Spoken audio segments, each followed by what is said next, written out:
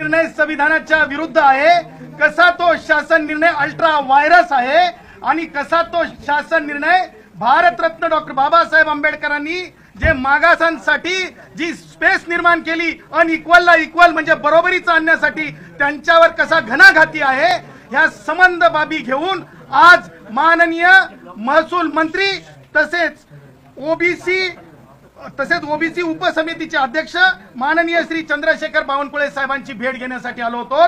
बावनकुळे साहेबांसोबत सविस्तर चर्चा झालेली आहे आणि त्या चर्चेमध्ये आम्ही स्पष्ट सांगितलेलं आहे की एक भीती जी आहे ती आम्ही दाखवलेली आहे, एक डर खड़ा किया है।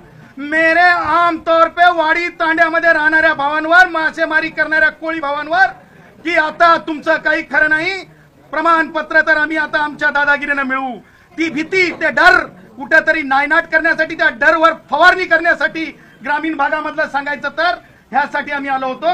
आणि ते डर जे होतं ते आम्ही साहेबांना सांगितलं। आम्ही म्हणालो की जिल्हा अधिकारी असतील, डेप्युटी कलेक्टर असतील, महसूलचे अधिकारी असतील, हे अधिकारी दबावाला बळी पडतायत, हे अधिकारी एका विशिष्ट समूहाच्या मसल पॉवरला म्हणजे घाबरत आहेत, त्याचबरोबर मनी पॉवर, पॉलिटिकल पॉवरच्या आधारे या सामान्यातल्या सामान्य गावातल्या म्हणजे एकूण जो कष्टकरी समुदाय, घाम गाळणारा समुदाय, या समुदायावर कुठल्याच प्रकारचं त्यांच्या आरक्षणावर गंडांतर येऊ नये आणि म्हणून तुम्ही प्रथम दार्शनिकपणे ह्या गोष्टीचं गांभीर्य लक्षात घेतलं पाहिजे म्हणून आम्ही विनंती केली।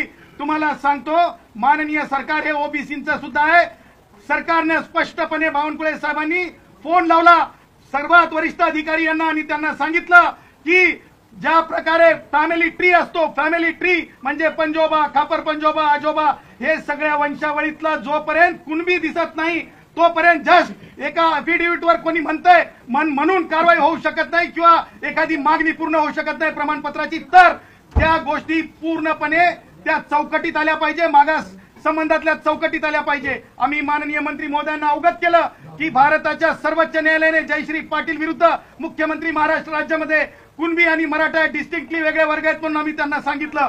त्याचबरोबर आम्ही माननीय मंत्री महोदयांना अवगत केलं की रूल 2012 अंमलात आलेला आहे सर्टिफिकेट देण्यासंदर्भातला आणि त्या रूलचं सुद्धा कोणत्याच प्रकारे हनन झालं नाही पाहिजे। त्या रूलचं जे आहे त्या रूलला प्रोटेक्ट झालं पाहिजे। त्या रूलचं प्रोटेक्ट होणं म्हणजे माझ्या कोळी भावांचं प्रोटेक्ट होणं आहे, त्या रूलचं प्रोटेक्ट होणं म्हणजे माझ्या जे गोसावी भाऊ आहेत माझ्या गोसावी भावांचं प्रोटेक्ट होणं आहे, त्या रूलचं प्रोटेक्ट होणं म्हणजे जे नाहीत त्यांना प्रमाणपत्र द्या म्हणणं हे रूलचं प्रोटेक्शन नाही आहे, हे आम्ही स्पष्टपणे सांगितलेलं आहे। माननीय मंत्री महोदयांनी 3 दिवसामध्ये अत्यंत महत्वाची गोष्ट मी आपल्या माध्यमातून शेवटच्या माझ्या तांड्यावरल्या याडीला सांगत आहे, माझ्या शेवटच्या याडीला सांगत आहे, माझ्या धनगर भावाला सांगत आहे जो की नाही अत्यंत रानावर आणि तुम्हाला सांगतो मळावर आहे की आज महसूल मंत्री महोदयांनी आणि उपसमितीचे अध्यक्ष जे बावनकुळे साहेब आहेत, जे त्यांच्याकडे मला वाटतं पहिलंच निवेदन आलं असेल, ही पहिलीच बैठक झाली असेल, त्यांना मला सांगायचंय की 3 आठवड्यामध्ये महसूल मंत्री महोदयांनी स्वयंस्पष्ट अहवाल मागितलेला आहे। आणि म्हणून माझं म्हणणं आहे की अधिकाऱ्यांना, महसूलच्या अधिकाऱ्यांना तुम्ही या बाबीचं गांभीर्य लक्षात ठेवा। भारतीय संविधानाच्या आर्टिकल 14, 16, 15चं गांभीर्य लक्षात ठेवा आणि कुणी जर म्हणत असेल मी अमुक मोठा आहे, मी तमुक मोठा आहे, मी जिल्हा परिषदचा अध्यक्ष होतो, मी तमुक होतो, अमुक होतो, तर बळी पडून जरंग्यासारख्या वृत्तींना घाबरून कोणी प्रमाणपत्र देऊ नये आणि तेच डर मिटवण्यासाठी आज आम्ही आलो होतो। आणि ते डरच्या संदर्भानं म्हणजे जसं एखादा आजार येतोय शेतीवर, पिकावर, त्यावेळेस जसं फवारणी केली जाते त्या प्रकारच्या डरची फवारणी आम्ही आज माननीय महसूल मंत्री महोदयांकडून करून घेतलेली आहे। मला असं वाटतं की एक मोठी उपलब्धी आहे। आम्ही आजची नोटीस दिलेली आहे मंत्री महोदयांना, मंत्री महोदयांनी मार्क केलेला आहे। आम्ही मंत्री महोदयांना विनंती केलेली आहे की याच्यामध्ये तातडीने कारवाई नाही झाली तर ह्या पुढचे पावलं सुद्धा आमचे न्यायालयीन पावलं असतील, हे सुद्धा आज आम्ही या नोटीस मधून अवगत केले। म्हणजे तुम्ही न्यायालयात जाणार असं म्हणायचं छगन भुजबळांसोबतच 3च दिवसामध्ये स्वयंस्पष्ट अहवाल द्यायला सांगितलेला आहे या शासन निर्णयाच्या आधारावर प्रमाणपत्रांच्या बाबतीमध्ये।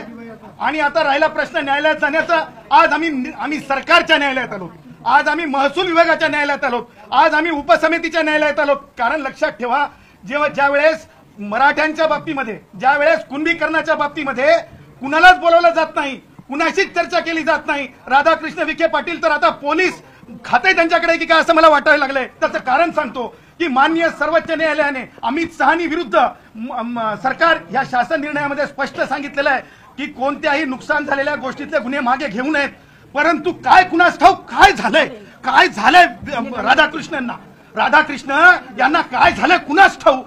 ते आता स्पष्ट सांगायला लागलेत पोलिसांना की 5 लाखाचे गुन्हे मागे घ्या. अहो राधाकृष्ण, तू एकतर तुमची सँटिटी तुमच्या पदाची, तुम्ही तिथे राहू शकतात का?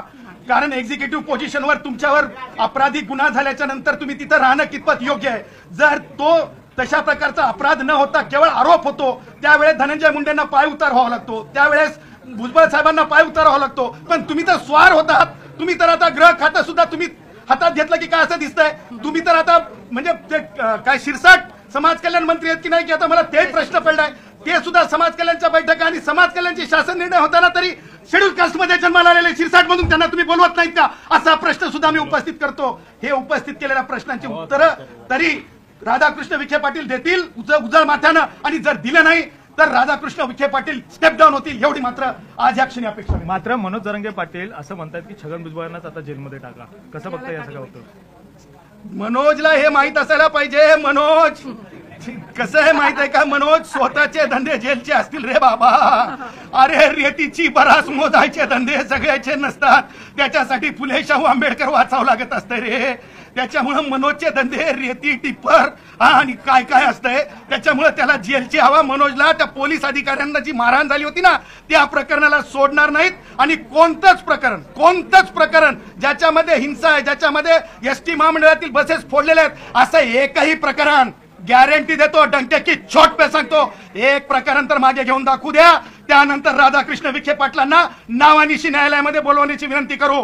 कारण ज्यावेळेस सर्वोच्च न्यायालय सांगतायत त्यावेळेस आर्टिकल 144 भारतीय संविधानाच्या ते राधाकृष्ण विखे पाटील आहेत म्हणून त्यांना लागू होत नाही असं नाही, राधाकृष्णांना सुद्धा हे लागू आहे. आणि त्यामुळं हे राजीनामा तर दिलाच पाहिजे. पण आता कसं आहे, आम्ही बाबा ढोबळ बोलणारे निसाक म्हणत नाहीत, परंतु त्यांनी शहाणे म्हणून तरी राजीनामा दिला पाहिजे. एक मिनिट सर, राज ठाकरे आणि उद्धव ठाकरे यांची आज भेट झाली आणि कुठेतरी युतीची चर्चा ही होताना दिसते आहे. दोघं महापालिकेमध्ये एकत्र येतील असं सगळं काही चित्र जे आहे ते सध्याला उभं दिसत आहे. कशा प्रकारे बघताय या दोघांकडे? कसं आहे, महाराष्ट्रात काही गोष्टी अशा म्हणजे तुम्ही पत्रकार बोलायला लावता म्हणून बोलणं आवश्यकच आहे.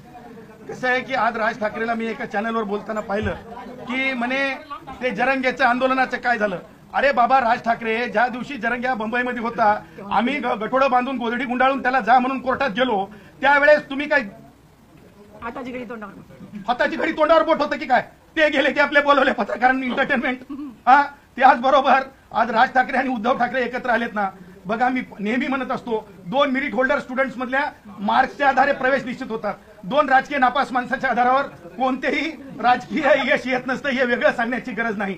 मी माननीय प्रकाश आंबेडकर साहेबांचं अभिनंदन करतो की ज्या प्रकारे काश्मीरमध्ये ज्या प्रकारे आपल्या याच्या संदर्भाने देशाच्या एका म्हणजे स्तंभाच्या संदर्भाने जे त्यांनी व्यक्त केलं आणि जी भावना व्यक्त केली, मला पुन्हा राज्य शासनाला आणि केंद्र सरकारला म्हणायचं आहे की केवळ काश्मीरमध्ये तशा अपप्रवृत्ती आहेत एवढंच नाही, तर मुंबईत आणि महाराष्ट्रात सुद्धा असतील. त्या बाबतीमध्ये सखोल चौकशी झाली पाहिजे की हे अपप्रवृत्त म्हणजे मुसलमान म्हणून नाही तर इस्लामच्या नावाखाली काय अपप्रवृत्ती कार्यरत आहे हे सुद्धा बघणं फार आवश्यक आहे. मी प्रकाश आंबेडकर साहेबांचं बाळासाहेबांचं अभिनंदन करतो.